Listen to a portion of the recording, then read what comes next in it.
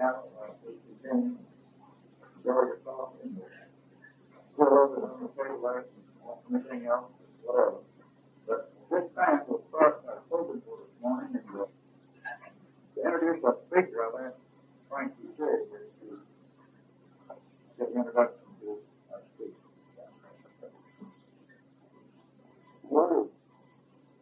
What a job I got to do. Really, the guess that I'm going to do just was that. And Master Chief Petty Officer Robert State. And we done our new training program.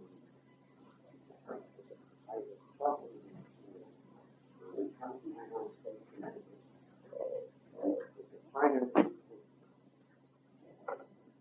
Master Chief Petty Officer.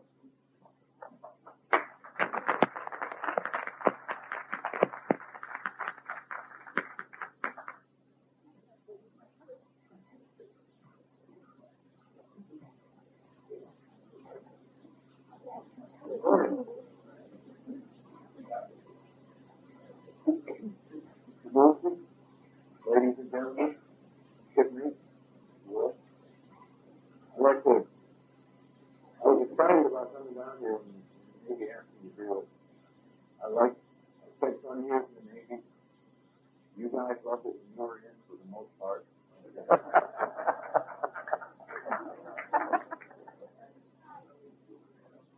Tongue in cheek is the there are still a few Captain Lynns out there.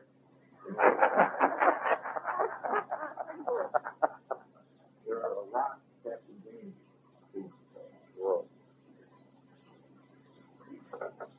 Running through my mind and talking to Walt every time, trying to think what a bubblehead or a subsailor would come and talk to the Sawyer guys about. And I thought, well, I'll start out with the cliche that we use. There are two types of ships in the submarines and targets. And then I got the ship's history and the toy rental. And you guys here in the table, so I couldn't use that. So I have to tell you a story. Again, Walt and I talked on the phone many times about persistence and getting the job done and can do. When I first started out in the Navy on a diesel boat back in the late 60s, I was a second-class petty officer, charged with ordering parts for the engine house and engine. And the chief came up and said, "Oh, we're going to the Mediterranean pretty soon, and we have a leaky exhaust manifold on number 3 engine. We need to get a new one before we go." No problem, Chief. I started looking through all the paperwork and the neat little things that the Navy does. There aren't any of those people. You can't do it. I was 20 years in the Navy. I got 2 or 3. Man, it's really going to be hard on the guys who's going to leave with notes and all that stuff. I started looking around. I found out where the Navy stored these things up in the big field down in Knoxville. And I was looking through my stock numbers. This guy came up and said, "What are you doing?" Well, I was looking at my exhaust manifold here. Another boat's name on it. Fell off. He said, "Which period? I'll bring it down for you at a forklift." So I wrote the name of our ship on it, delivered it to the pier. The chief come up and said, "I'm not going to ask where you got that boat. I never told you." Somebody else had an unbelievably blocking me. Also what Ralph said yesterday, I did make some remarks before I came down to it. I don't want to copy him or anything, but I firmly believe that if it wasn't for you guys in this room, that I, a baby boomer, would do the same thing. And there's a lot of Americans out there that appreciate that. That's enough.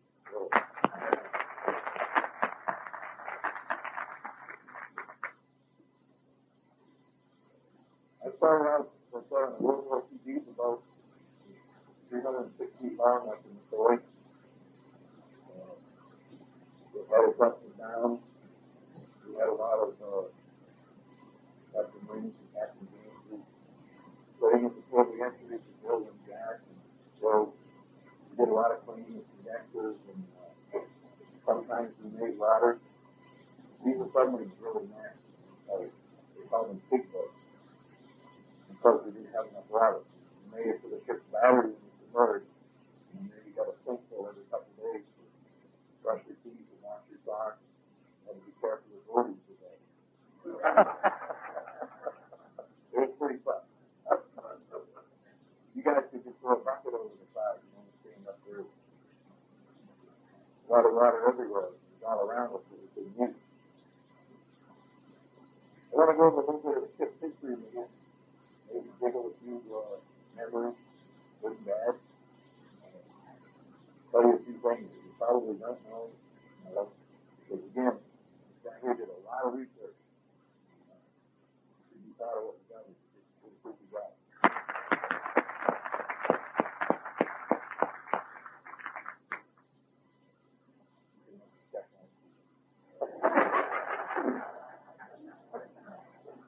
Very history, McCoy Reynolds is named after a Marine corporal from Kentucky. So he was killed in Guadalcanal while they were defending the Henderson airfield. He went to wipe out a machine gun nest. He evidently did that when they got in. He was awarded the Silver Star Outstanding. I quote out of the message for 6 years gallantry and custody without regard to personal safety. He got the job done. It was the ultimate sacrifice.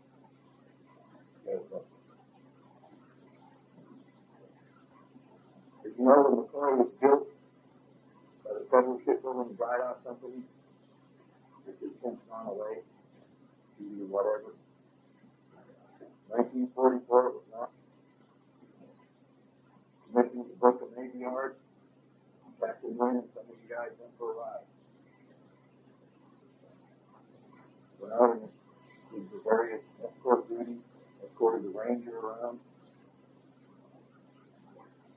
Went out through the Panama Canal, through the Admiralty, LAU, and the out the Marines were ashore. I guess they took quite a beating out there, but you guys were off the boat.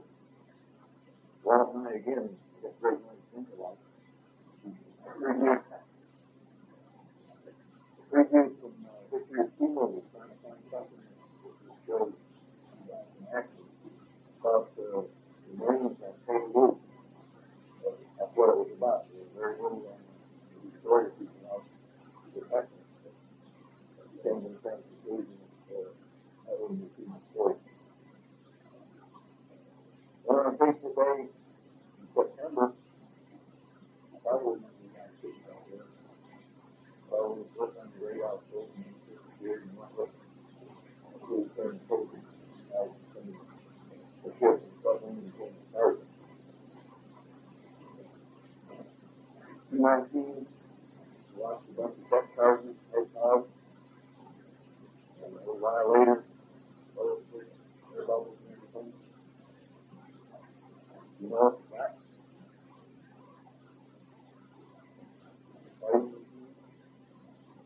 It was blurred on this place. In September, sunk a boat.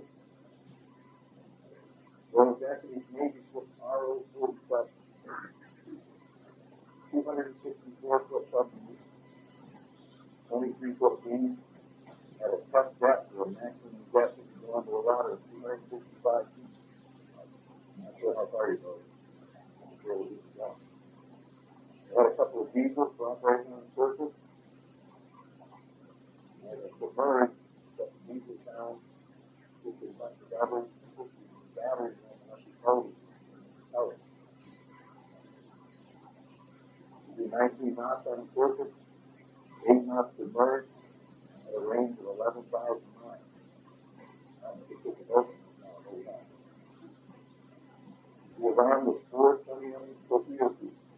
We were out forward. The complement of 61 men.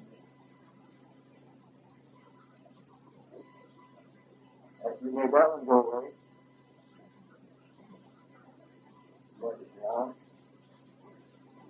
No effort. We need convoy. And you think about what it's conflict. There's something again. That could be out front.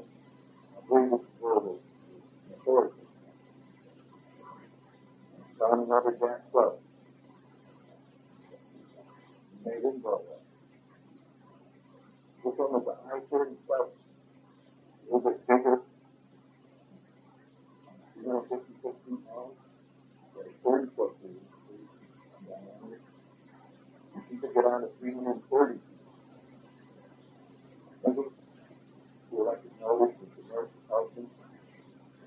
You could go 23 knots on the surface and 8 knots to north. The range is 14,000 miles. There's no fuel to go a little bit farther. Just you guys run. This one has 6 21 torpedo tubes forward. Compared to complement 94 men. These two compared to our diesels were 306 feet, as late in the core was. They only had a beam of 18 feet around. It really started to get smaller. We had 4 diesel engines to tell us on the surface, only 22 knots.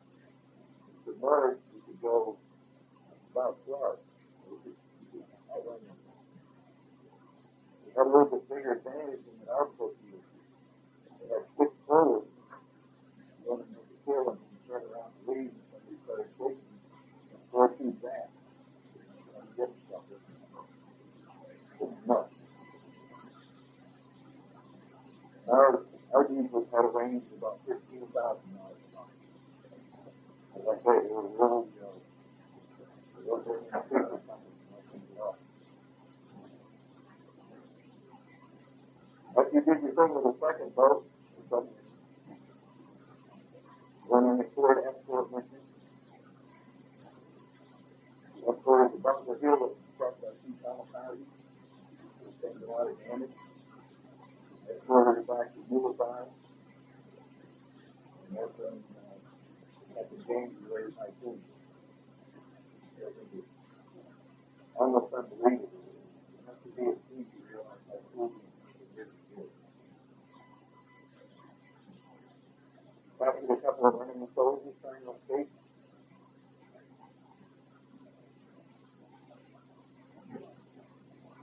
Went on to San Diego. He commissioned in 1946 next year.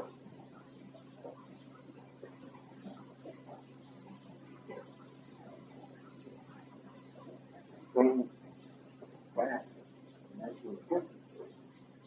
Operated with the Pacific Reserve Fleet. Under the command of U.S. Smith.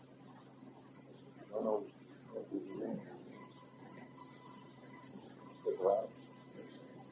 A few showtowns after Pearl Harbor. 52 rescue parties.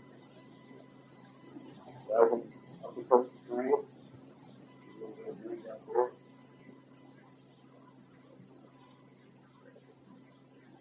In August, went back to Pearl Harbor. Operated out of Pearl for 16 months.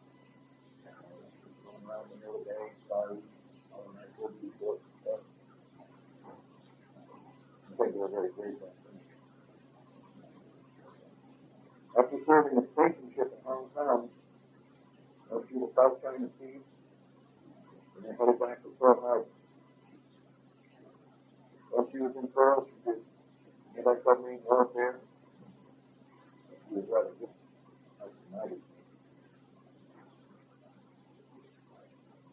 In 56, he headed back to San Francisco. Underwent an overhaul. I had government philosophy, I guess. You go through an overhaul when you eat the nation. So the reason for that is we see the battleship Ireland, New Jersey. They're all going back out. In 56, assistance program. He was home to the government of Portugal. He was renamed the Corte Real. He struck from the U.S. Register in 68, sold to Portugal the next month. And it was very much to read. Unity, you got it here, 4 battle stars, and World War II, and 1 in the crazy. That's when I felt that. Today, I went to a speech about trying to get a hold of Secretary of the Navy to do a thing on the weather here. He was up in Connecticut talking about submarine sailors, about how great they were. We talked about the 600 ship Navy. He was like, that should be a baseline for it. The new gold ship. Today, the ship behind us, that electric boat, Tennessee is the 734, the 735 is the 600th ship. President Reagan and Landon promised that. You guys know that we build our country, not just to go out and I want to show the other guys who are out there watching us. We're in business. We have our freedom, and I got to take them to class. I'd like to leave you with one thing, and then you could have to ask some questions.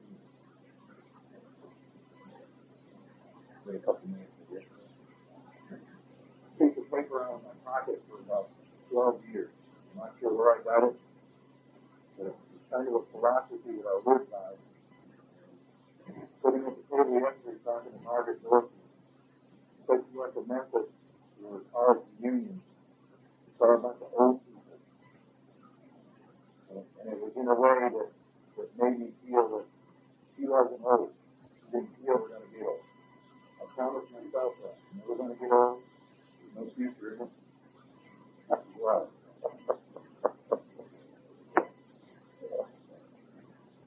Youth is now a time of life, state of mind, product of the imagination, vigor of the emotions, predominance of courage over timidity, an appetite for adventure.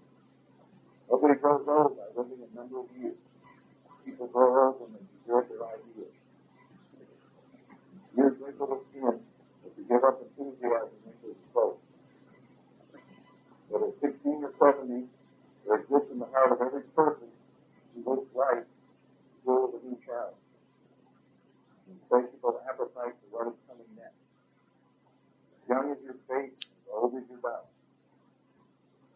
So long as your heart receives messages from your head, it reflects beauty, courage, joy, excitement, you are young.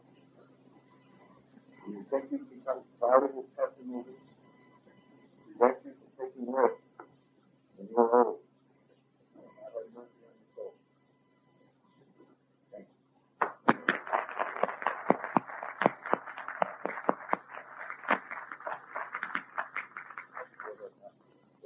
What do you want to know that I didn't tell you?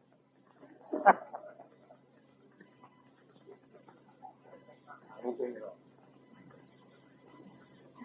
Tennessee, just to get a comparison of the boats that you guys saw, they were 200 and 300 feet long. Tennessee is 560 feet long. It has a beam of 42 feet. It's an awesome thing. It's like going to sea in the Marriott Hotel compared to the view.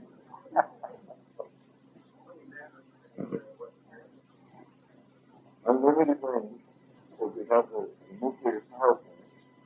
We have 154 men, and the only limitation on our submarine today is food. When you go to sea, you're walking on canned goods. You literally eat off the deck for a while for everything that's big disadvantage of submarines if you like salad and fried food like I do. After about 10 days, there is no more. So here you guys experience the same thing. Powdered milk, which is a nasty stuff there.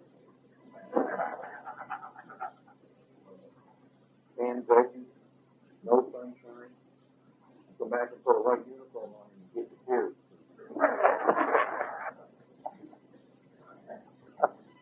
During some of my research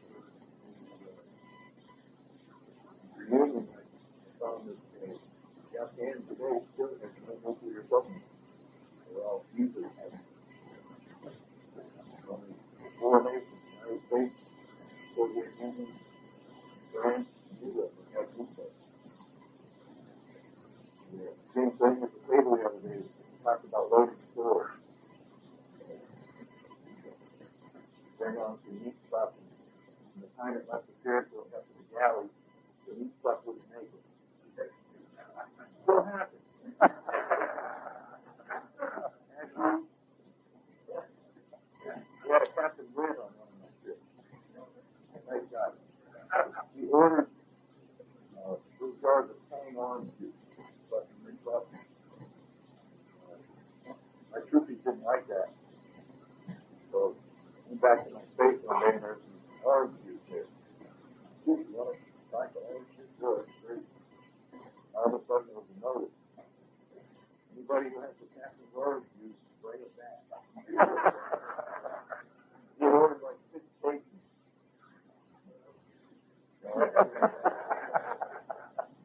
My guy took it all. But loading stores, on these private ships, they have a hatch, 3 hatches that come out, probably big around as a table. The old-fashioned way of passing the boxes down into the ship. It goes up to a massive pallet with food, whole week's worth. They take this big hatch out and lower it down onto the ship, plug a little air hose into it. One guy takes a week's worth of food, pushes it over into the corner and secures it to the deck, and you send another week down. Take another furnace. It's quite a ship. Once we get to our home stores, we'll do that. We'll come there and see it.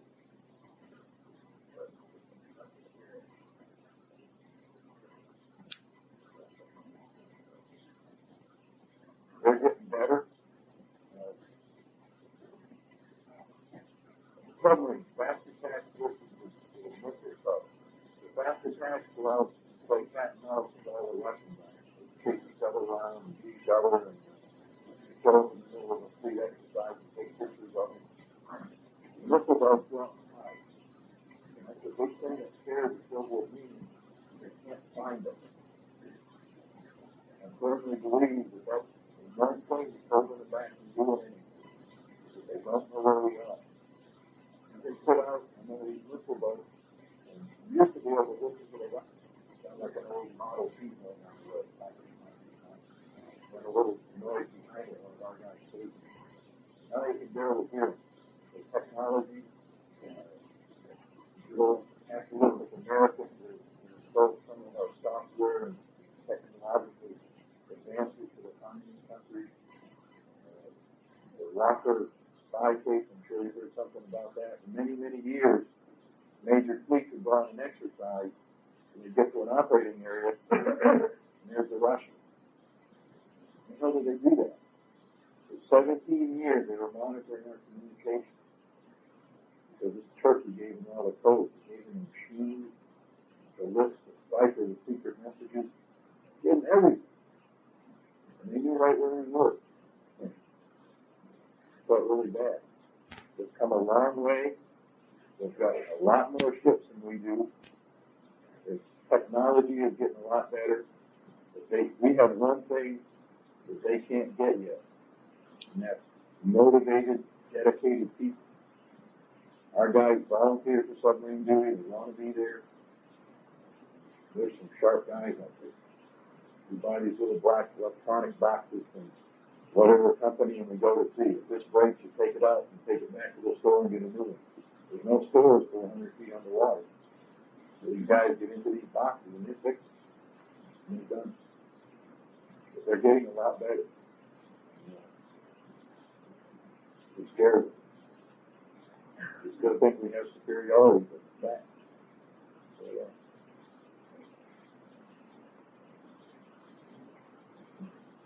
I don't have a question, but I'd like to, your description of the submarine for the first time gave identity to the vessel that we sank. And I was a sonar man. It might be of interest to the lives and some of the men who were perhaps below deck to recall, as I recall now, for the first time, the actual happenings as most of you recall, we were ashore most of the time, and the sonar shack was just a small room on a bridge, about 4 feet wide and about 6 or 7 feet long. And in that shack, we had these sonar machines, a radar machine, which was called an ASE, gave a flip, and over in the far corner was the recorder machine. Now, during general quarters,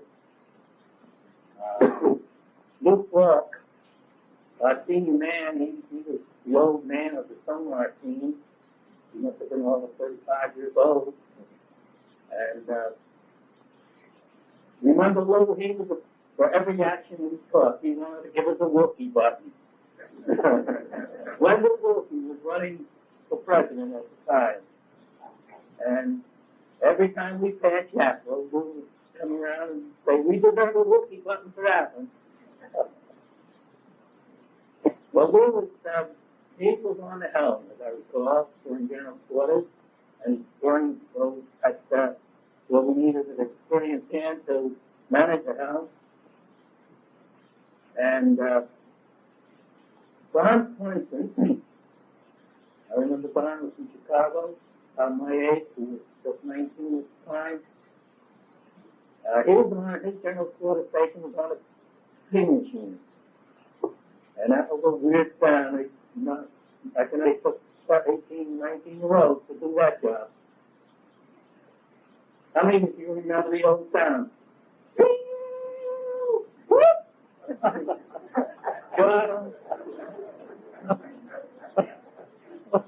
There were Captain James had some trouble with going forward and starboard. I'm trying to recall now whether low Doppler or high Doppler, whether the sub was coming with waters or going away from it. But at any rate,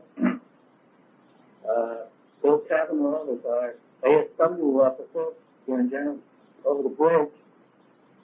Doug Eichel and Bill Kavanaugh and the captain was basically standby where he gave direction, and he assimilated. He was a computer to take the information from the ping machine, which sent out an echo every 3, so that we were able to track the flight of the sub, the direction of the sub, by keeping track of these echoes as they bounced back to it. So we would get the echo as it moved towards the left, bring it 2.5 degrees so we didn't get an echo, quickly get back so that we would pick up the tail of the ship and trace it again to the front edge and see how far it's gone in that direction. And each time the ping would come back, the echo would be recorded on my little machine, which was a recorder. So there would be an actual print of this echo, and each line would move down the recorder, and I would move this little dial to keep track of the recorded echo. The echo then would be able to give to Bill Kavanaugh the direction. He would judge the speed of the sub and also the depth of the sub. The length of time that it took to come back from the sub will give us both speed and depth. And he would take this information and give the helmsman a certain degree, a certain heading to intersect so that we would pass over the river stuff and allow to go at the same time. And I will recall some information that he gave us about that maximum speed of these subs was 8 knots submerged. And as I was talking in terms of 3 knots, going down to sitting dead in the water, and from depths of 250 feet to 325 feet, as I recall. And those are my recollections of the actual happenings. And of course, memory by giving identity to what we did. I thought that perhaps, the fellows who below that would have some appreciation, and the ladies here would have some appreciation of what actually happens and how you go about doing it. Bill Kavanaugh was a great man who we worked closely together, and as he did with the ASW team, and the only thing that, as I recall, first flew to Bermuda, right out of high school. There was no way. It was when you recall, when you were 4 on and 8 off, and then of course when you were 8 off, every school fish that we picked up between New York and Bermuda, you had general flooded. Thank you very much.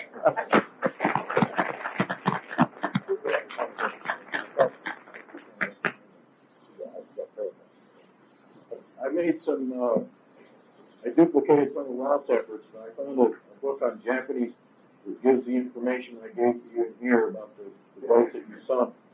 So you could do like yesterday and have a representative from each table come up and get some of the crew members. I have some pictures of old destroyers from Bath Iron Works, people I could get in touch with. They may tickle something in your brain or not. We can pass those around. And thank you for letting me speak.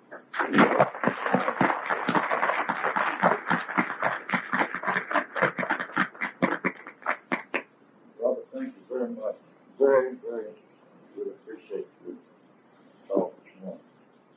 As he said, he made enough copies of this, and I feel like it identifies those 2 subs. It gives you all the details about them, and because something you could add to your memorabilia, something you take home with you.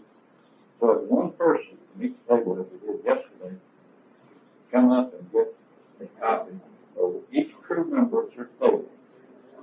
If you do that now, I will get this taken care of.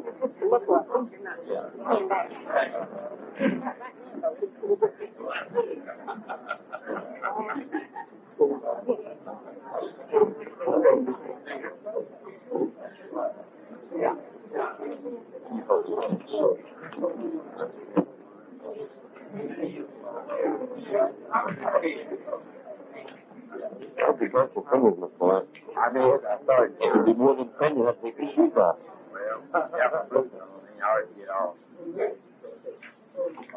There you go. That's the real thing, right? That's the setup. Genuine article. That's the setup. Oh, well.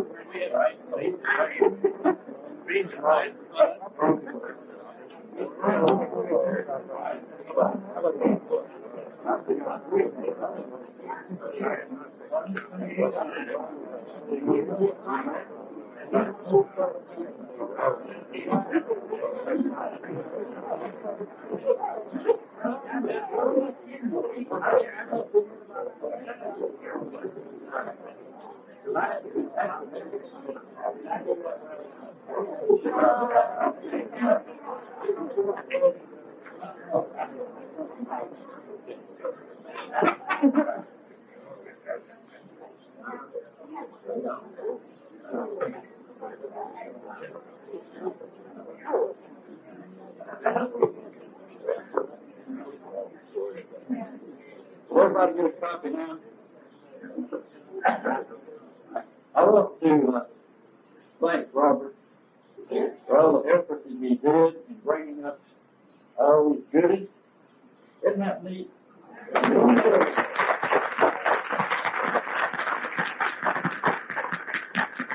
Navy t-shirt, the football, bumper stickers, 10 countries keeping involved. And we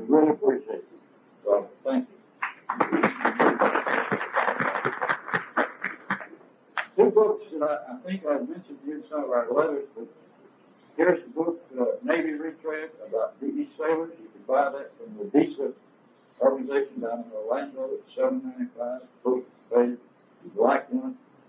If you're not a member of DESA, you should be. $10 a year is all it costs. You get a paper every couple of months.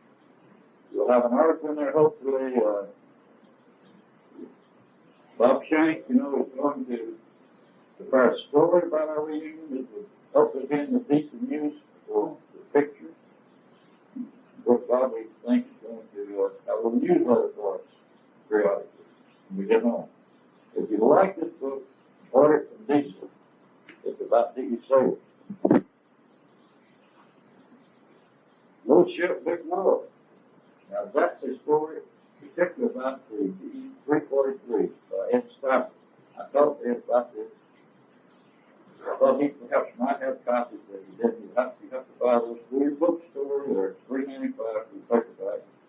If they don't have them, order it. Tell them to order it. That's what I did. I went to every store in Knoxville. They didn't have it. I said, order me one. I had one in about a week. $3.95, and there's several references in here to the Star members.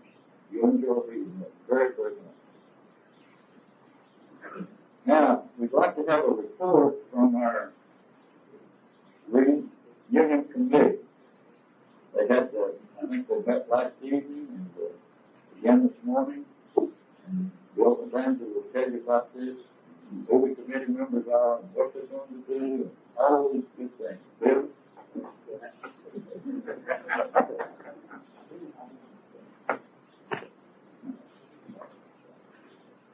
Well, I can understand why it took you 43 years to have a reunion. We did talk last evening, and I talked informally with a good many of you, and we met again this morning, and kicked around the idea that was presented.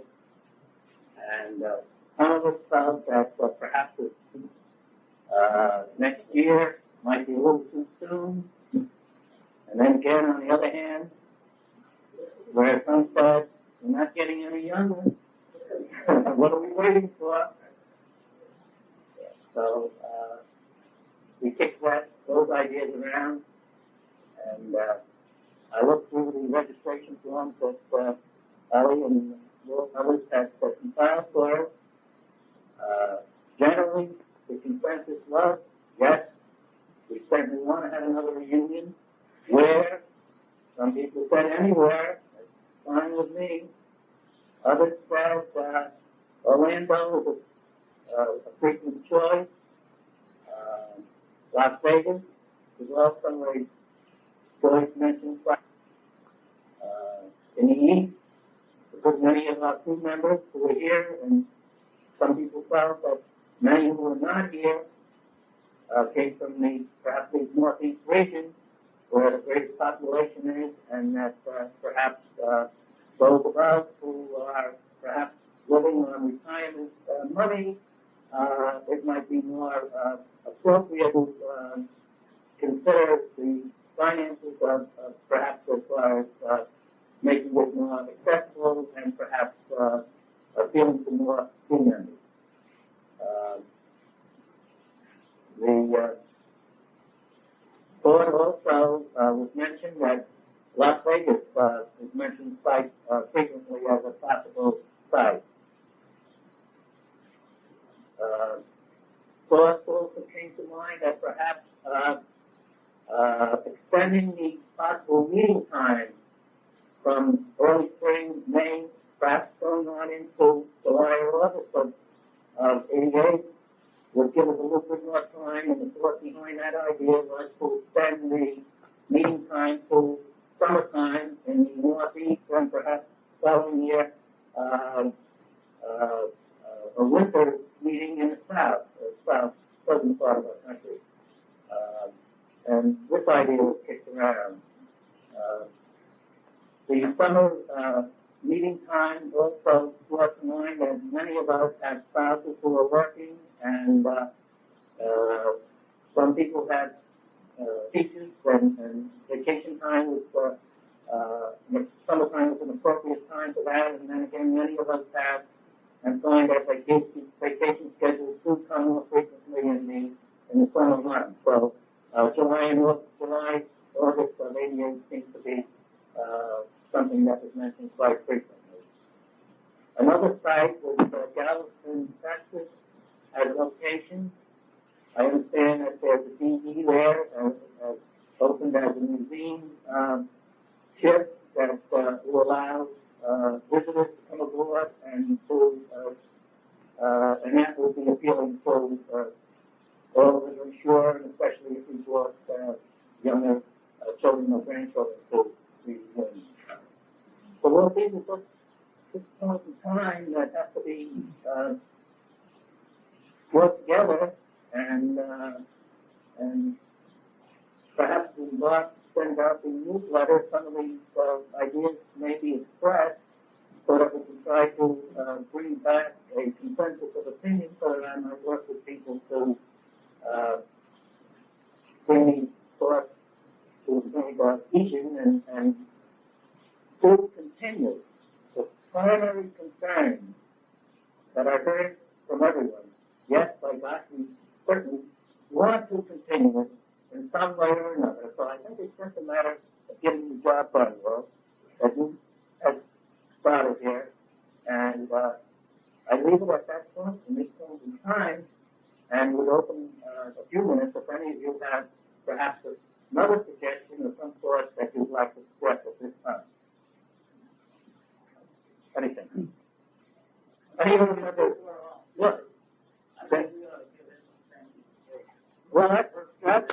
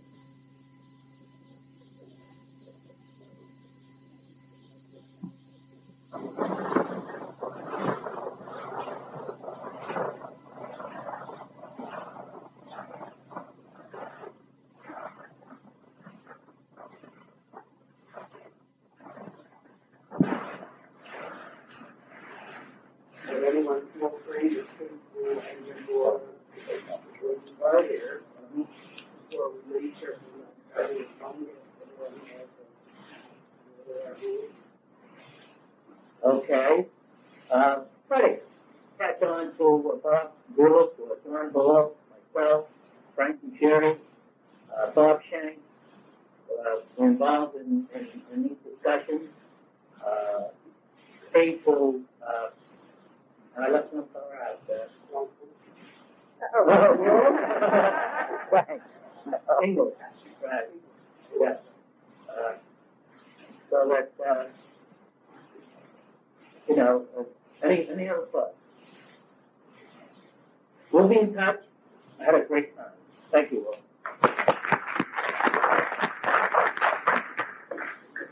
Well, I believe we're going to have another reunion, and that's great. And I think we have a fine committee, and we'll be hearing from them.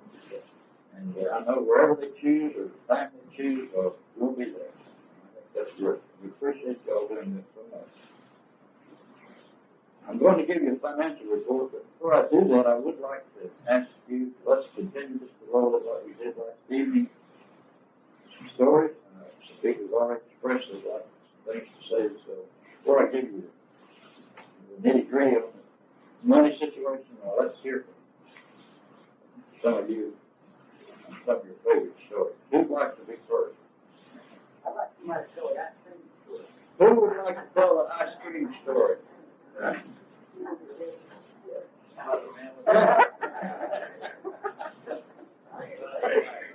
Yeah, you want to buy for it on that ice cream now. The top secret. All right. Tell us about it. I read my memory. Doesn't really. That panel last night was strictly a phone. Down there, and I was telling you about coming down here getting. Well, I got some old ice cream trees over there. I'll make a panel. But I saw ice cream trees. I don't know if it was working. I packed it with her, and I saw about a gallon. Well, before this happened, we got people signed up. That's what they signed up to refueling units and stuff. Incidentally, this happened to be just coincidental. Is it on the equator? Can you imagine that?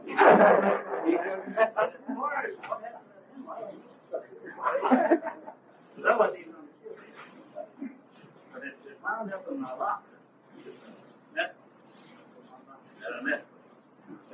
Somehow it wound up in my locker. And I think, speak you quietly, the bad guys I think speak you quietly.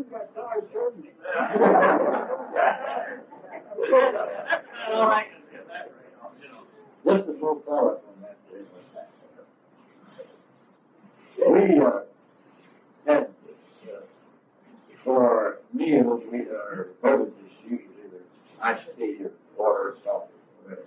But to have iced tea, as I remember, we had an ice machine that was like Don, to tell us more about it. But it would make so many blocks of ice about this long, so orange thick. And it would take all of that ice to make, to cool our iced tea. Here we were on the equator. And I'm telling you this for the ladies to know what. Well, one day, as Dennis said, we went to eat. We noticed Andy Gilpin standing on the deck with a huge bowl of ice cream. And we go down to eat. And we get our iced tea. No iced tea. How come? No ice. The first thing we heard was the ice went. No ice and ice. But strangely enough, this went on, I guess, how long? 2 weeks? 2 weeks? But something happened to those handles. It disappeared. And I never knew until today who did it. But they went overboard, and I don't know who took them overboard, but thank you as it was.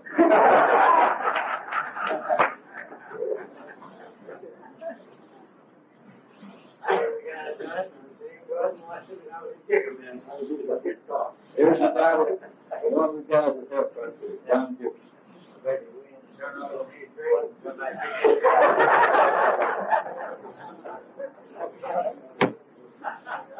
So if you didn't read, if hospitality room upstairs, well, after this man, and I don't know who typed it, one of the interviewers, typed the letter. And he said, and he put on the bulletin board, the effect that the ice cream referendums have disappeared, and they must be returned along with the man who took them. And so when that happens, so we've got beer ready for you. The first time I've looked, it was beer ready, but we've got to have the handles back and the man who did it time to it. But he says, of course, it's without that, you never get off the ship and all that good stuff. And of course, they never came back. So I have a copy of that letter on the bulletin board up in the tower room if you like it. So I thought that was an interesting experience. Who wants to be next? Don? Earl? Come on, Earl. We'll have a chair for you. Which one?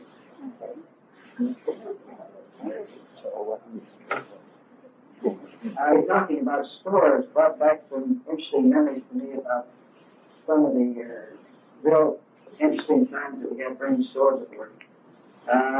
Every time we got into stores, get a supply of food and spare parts and all kinds of supplies that we needed on the ship.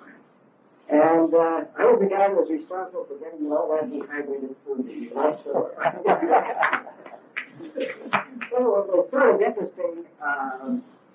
One of the things we of course, in getting stores for the ship, we always had to organize a group to go ashore and the things. And there was a group that was assigned, and the next big thing about it, we called it a stores party. We didn't call it a workforce, a stores party. Now, who would like to go to a party? And we went ashore, and we had to make our orders for saying in advance. And sometimes it took a day or two to put them all together.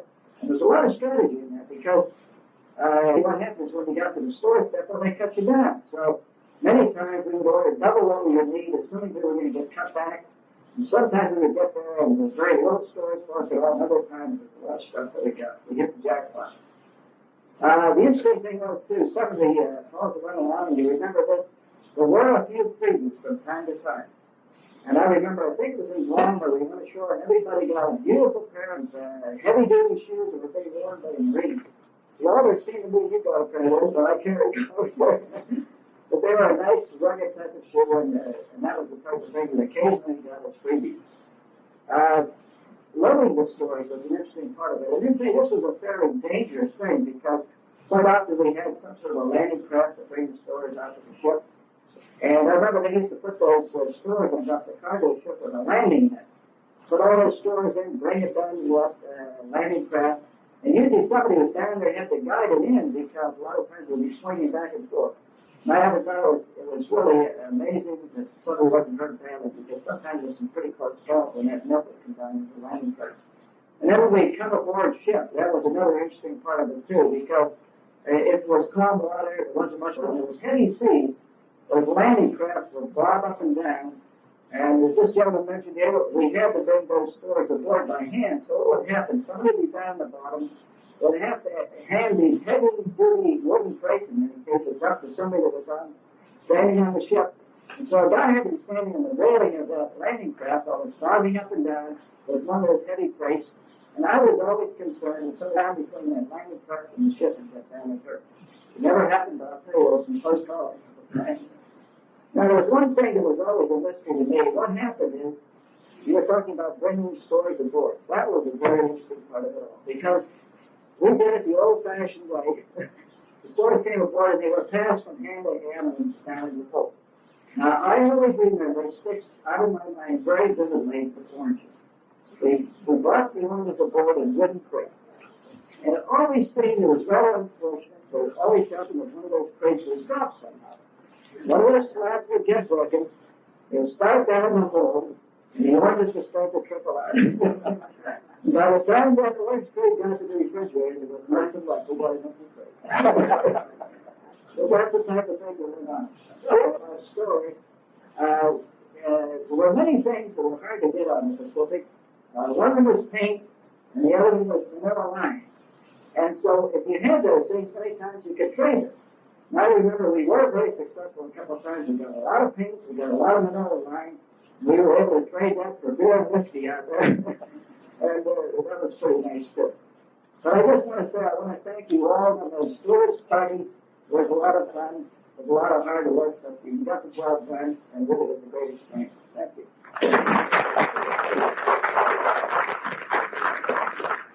Oh, welcome. Coming up next, the Rose on his way.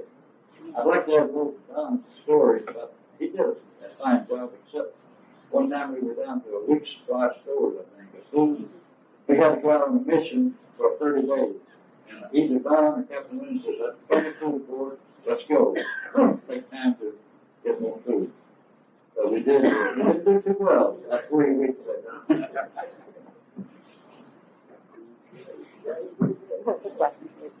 I just wanted to add a couple of things to the story Captain James told last night about in the engineering department. I was a child, and I'm sure that some of our things were kind of secret in the engine room because too many people didn't wander down for those water lines. But in thinking of a throttle, most people think of a lever or a cannel or a kettle, but we happen to have two large that were fitted upside down, and one was for a head speed and one was for backup speed.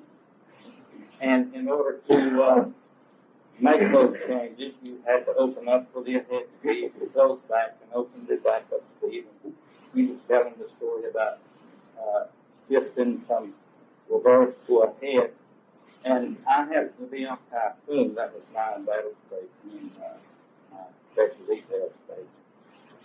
And I was trying to keep up with the signals of going ahead and backing up, and I was swinging valves, and part of the time my feet were hanging out in the tires. And those people of you who have had a little mathematics, and it's not hard to fix. When a ship rolls 50 degrees or more, that you can walk on the wall as easy as you can walk on the floor. So it wasn't surprising that you might see some footprints on the wall. But anyway, this particular night, this noise that he was talking about, and the bed started rolling back and forth, the deck was loose, and that happened to be right over my head, where I was on the top. And I was a little bit concerned about that thing. I thought that it might just go off. But to finish the story, as the seas calmed somewhat, not a great deal, volunteer was pushed up through one of the higher hatches, go a lifeline tied to him to go down and secure this death shelter that had been coming all night. And he went down later to camp, and I talked to him last night. I thought I knew who it was. And I'll give you one gift.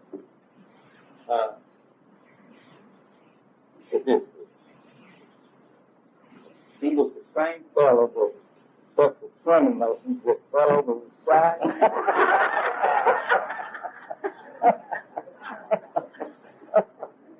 He got all the recognition, all the excitement. But I'd like to say just one or two other things. I come from a small town, Unicorn. Probably nobody ever heard of it before we met on the ship, and probably nobody has ever heard of it since. But I'm going to tell a little story about it. Part of it's true, part of it's fiction, part of it's biography, part of it's geography, part of it's something else. But anyway, we were moved from Norfolk to New York City to being assigned to the program. And of course, all of us were proud of our hometown. The crew was made up of people from all over the country. And I sit by a guy from New York City. I don't tell who he is, but anyway, New York City was the coast, you know. And when we got near New York City, I was looking at these see this all do. I never even seen anything like that. The only thing I saw about high would be like a mountain. But the man, he said, have you ever been to New York City? And I said, no, I haven't. And he said, you mean to tell me that you have never been to New York City? I said, no. I said, was you ever in uniform?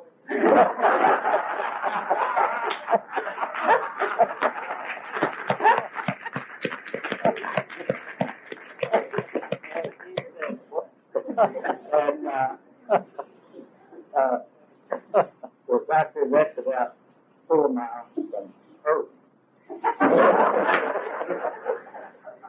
He said, well, where are you going?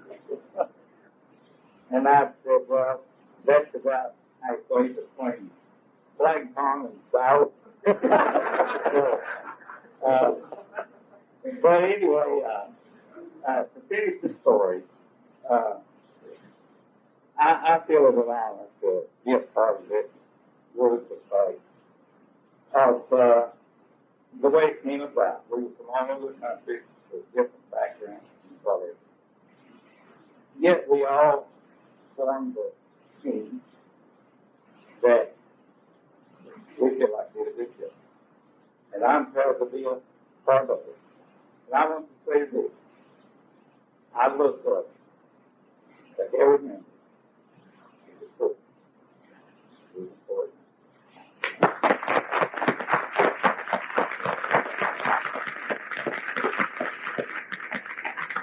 Who's the next volunteer? Gordon, what about you? In case you ever want to visit Earl, I know where he lives, and I'll tell you what, you turn, you take that road, you know, and you turn where the cow's standing there in the pasture field, and go up to the cedar tree.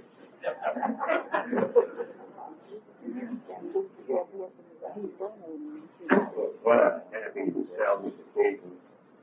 We don't get to read into somebody's face. You notice I didn't volunteer. One thing I learned in this service. And I don't want to be redundant, but again, those of you who will put on a bank appreciate the detail of the work that was done, and every detail this is going to find things for lectures. However, the human element is there, and before Walt gets too big a cat size, he had a carrot on the invitation. And for Friday, Saturday, and Sunday, it said, no revenue. And I came to go on vacation. And I don't know what the hell you call that 645 part.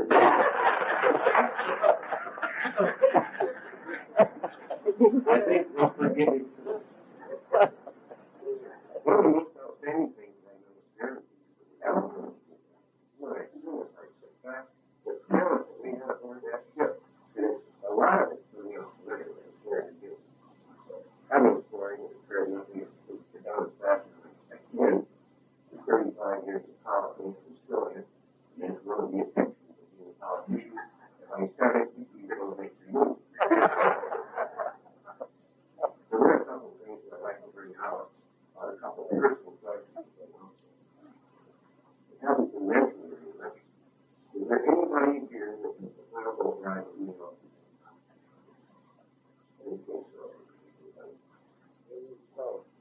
No, that was my private old trip. So, speaking of volunteering and so on, well, and then Einstein is volunteer. But you guys will help us do that. But another thing where I didn't volunteer is us as people. You feel the incident? Okay, I'll try not to embarrass you. I come up. It's probably not. You know, we have to break down the surface. After opening the website, there's a lot of volunteers in the service, and I think you'll know people. You know, I know a lot of countries that you're saying, look, I'm ready to have any kids. You think you're cool, go up there and just bring back a lot. I don't remember what I said, but Pete Edgar Anybody else who was really interested? Well, anyway, I would be later, but there are a few things I remember. There were 4 there, they only brought back 2, and they were reprimanded, but I sure drilled them, but I really got it. And the other thing that was of interest is that he said, now we'll give you cover. He said, we'll be out there about 4.5 miles away from it now. He said, we'll cover you with our foot. So what kind of cover do we know is about a half mile away, but there we were. They weren't up to that. Anybody else here that when you break your chest?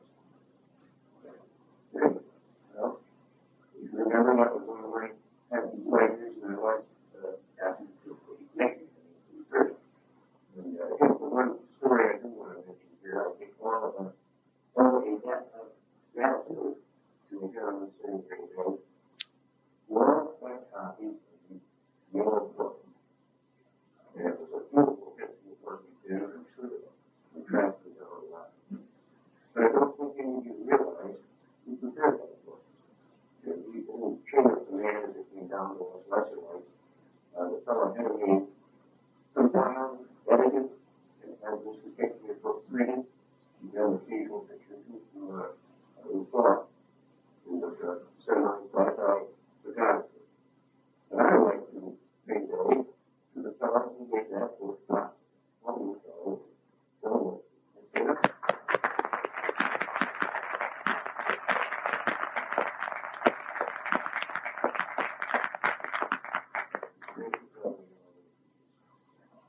Northern extended my personalities in the library.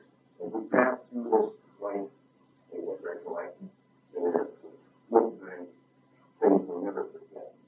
But this was the outstanding occasion, the intense violence, was being violently important to the world.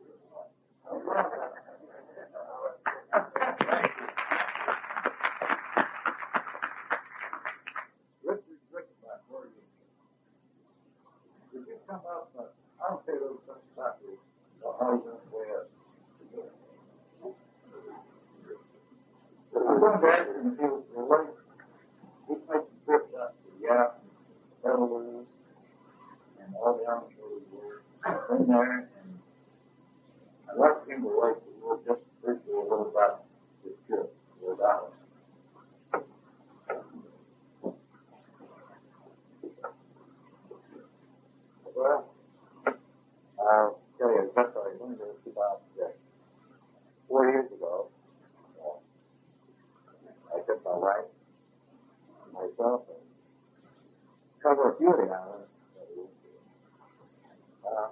Went to Hawaii to the Bronx, and tried to find a place that we were at. Guam. Guam now is a honeymoon resort for the Japanese. About 90 people in the hotel for all honeymooners that come from Japan because it's one of the cheaper places they can go for honeymoon. Those that have money go to Hawaii. Otherwise, sweetheart, which is a very nice hotel. It was 99% money. The hotel is built right near one of the lanes where the and little pillboxes are built left right there on the beach right under the hotel. You can get to it. I have some pictures of it. So, from Hawaii, we went to Guam, as I said, and we went over to, my tourist agent making the reservations, which I left a copy of here if anybody wants to addresses of these things. It's a very small hotel. Which couldn't really call it a hotel, but more of a guest house, I think. I was going to guess. There. As we went up here, of course, it had a tin roof and no sides on it. This is the airport. Very small lane strip. And it said, temporary permanent airport. We landed there. I didn't do a check going to get out of this ship. And as I got out there, I saw a little guy, and he thought I wasn't a Japanese. You were by Japanese. He said, you were written back to yes. He said, I come to greet you. I said, are you the driver? And I looked at the guy, had no shoes on. And very beautiful, black teeth, but they chew beetle nuts. So he said, no, I'm the hotel owner. I'm also the police chief and the mayor. Okay, to a hotel, and we had a chalkboard on the wall. He said, now for meals, you have a choice. You can either have native food or we have a menu for tourists. Well, I was a tourist. And the tourist food was twice the price of native food. But native food, because I lived 18 years in Puerto Rico after the trip.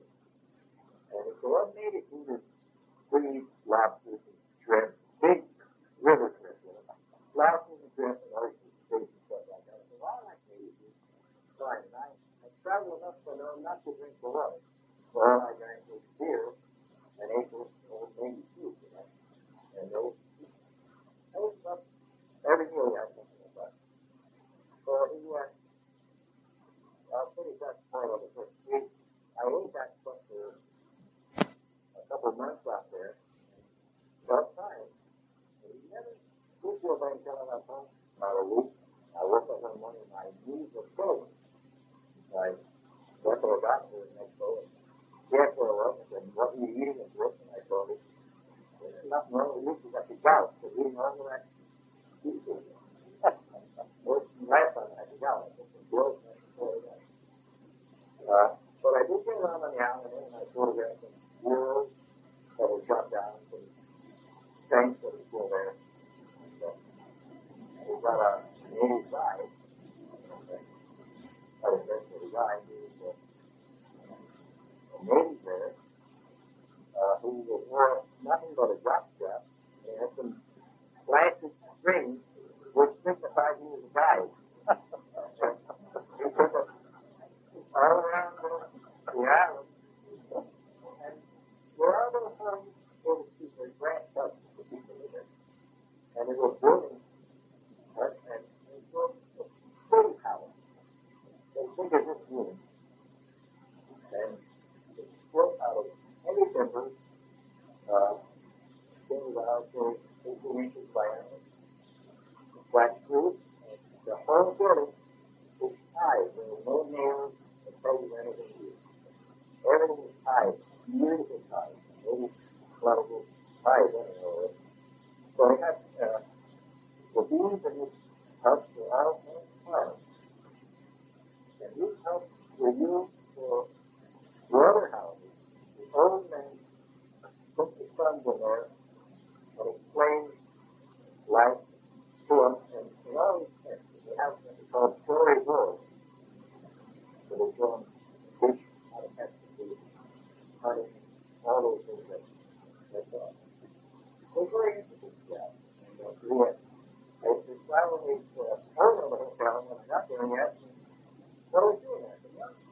used to look around here during the war, and we passed here quite often. So what I knew was whenever you guys got some ammunition left over some of the planes, he said, well, he said, one night you guys knocked down a tree and pinned me over the crowd here. Well, I don't know about that. He said, he said, I always think here, all right. Some of the big guns are still there, but you know. The morning when I was in Palau, and I remember Palau when we started somewhere. It was nice and green when we went for it. It was just a bunch of rocks. If you go back today, and it's a beautiful green island. It was beautiful and nice. Nice accommodations there for it. And to get in and out of it, some of these islands is very difficult. So we flew, I believe it was Continental, had a branch airline down there. So we were ready to leave. The plane was supposed to take us down. Had flown. We couldn't get there. So they sent a second plane. Which was half of the plane was divided right in half. The forward part of it was stores, supplies, and had a hospital there. The back half was the passengers. Of course, we're way overbooked, and they asked the volunteers to wait for the next plane, which we do many things today. About 4 or 5 chickens there. We're just bumming around the island. You know, right away, volunteers say, "Go do it without, you can see it." You know, look at that case. So we go, well, you guys can stay in the hotel, and we'll give you free reservations, meals, all that. Wait for the next plane. Well, that's fine. But the next plane was 1 week. And it was 1 week. You find it up and go away. We weren't going anything anyway. And they had a good deal going on. So anyway, some of the islands, Blue Island was up in Gapa, it's a blue small island. When we got there, we met the guy who was doing the teachers out there on communication. You look at this little island and these people, they have absolutely nothing on the island. No electricity, no water, no nothing. Fish every 3 days, catch another fish, cook the fish, eat what they can. The rest of the people would lay on the banana leaves, some of the banana leaves, and they could eat it up to 3 days. And people who could eat it up to 2 days, we tried eating some of the 3 days on the break. You hope you didn't die out there. He said, no doctor or nothing. They eat the fish, carrots, bananas, coconut, and coconut water is what we drank. So it wasn't really a good place to get sick, you know. He was very glad to get out there. And so they made another stop on the way back. They're not stopped at Goolsby. That's part of it. But if anybody wants to make the trip, I left a copy of who you sometimes to get to the football card. It was worth out for. I was glad I did it, but I don't think I'll go back again at this point. Oh, well, yeah, when we first got the west, there's no road to speak of. Just dirt road. It's rough. It's real rough. Better. And he had a real car. The guy had picked us up our hotel owner and died. And he took us to a hotel. I saw a pickup truck coming by. And just in the back of the truck, I noticed on both sides, and there was half dozen girls in there, and said, I don't know, I just patting them over. They were all happy. They were happy. But later on, I found out that local girls, or at least 99% of them, they don't wear anything. Most houses. And the girls from Blue Island, they were sitting on boats. There was one general store in the island. And she walked around the store, and everybody was there. My wife was looking at the material there, and I just was wrapped with it.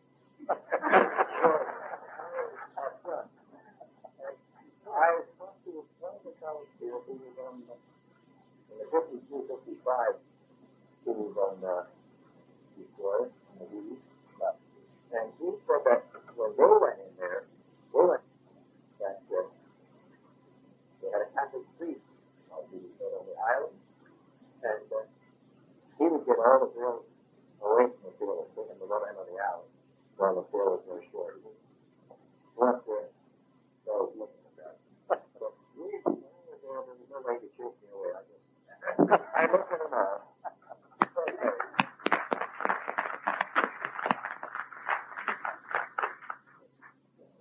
Anyone else have a story they want to do this? I have something I like to say. Oh, that's very good.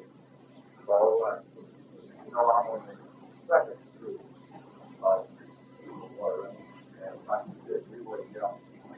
1954, very good.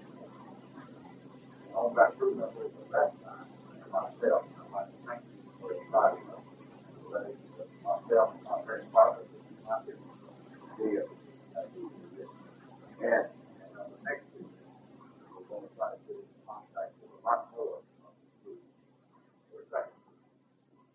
Very good. Very good.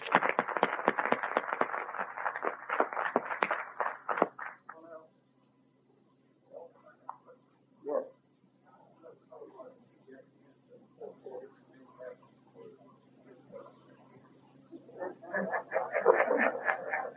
Well, you know, you get Reagan's signature on a letter, you guys.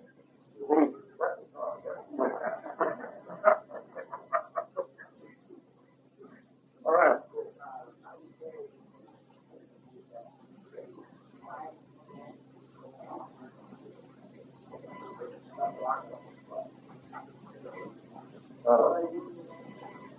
Go ahead.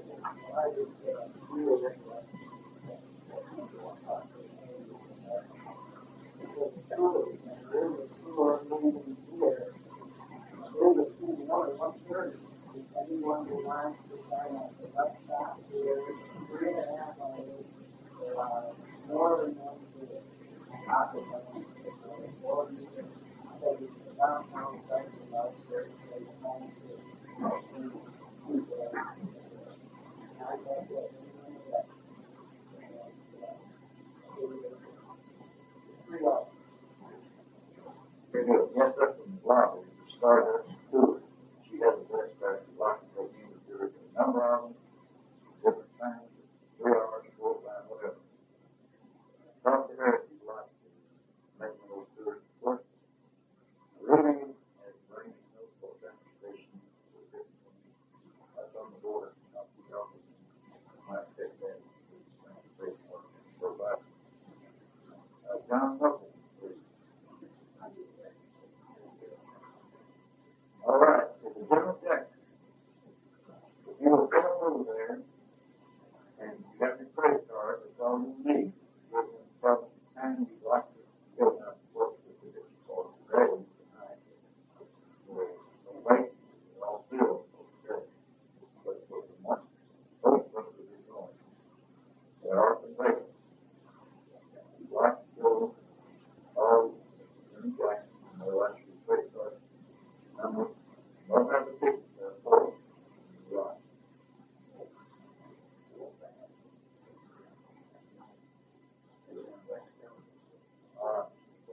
Good.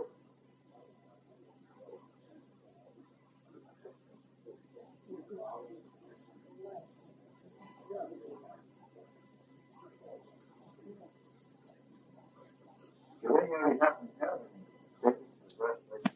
You know, they would use this so I'm sure somebody will talk about it. Of course, now for Aqualand, that's open over there. I think it's about 10, 11. But you can buy match for that for 3 days. 3 days going out and thank a lot. For Aqualand, for Dental Jackson, Randall Rock. All one places, one huge parking lot there. Someone says, looks like an airport. It's so big. Parking there for all 3 of those things. And concerning the Dental Jackson Park, the voting will be at 11 park through 11:30. But I told you that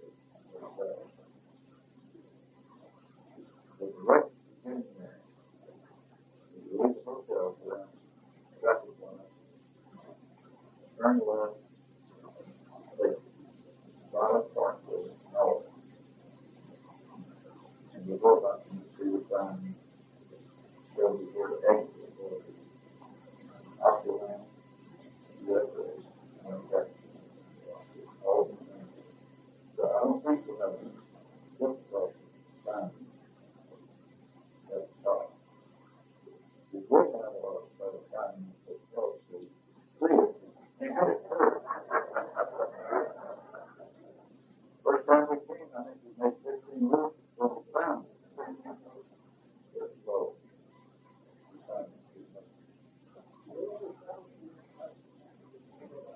no, I think what we did was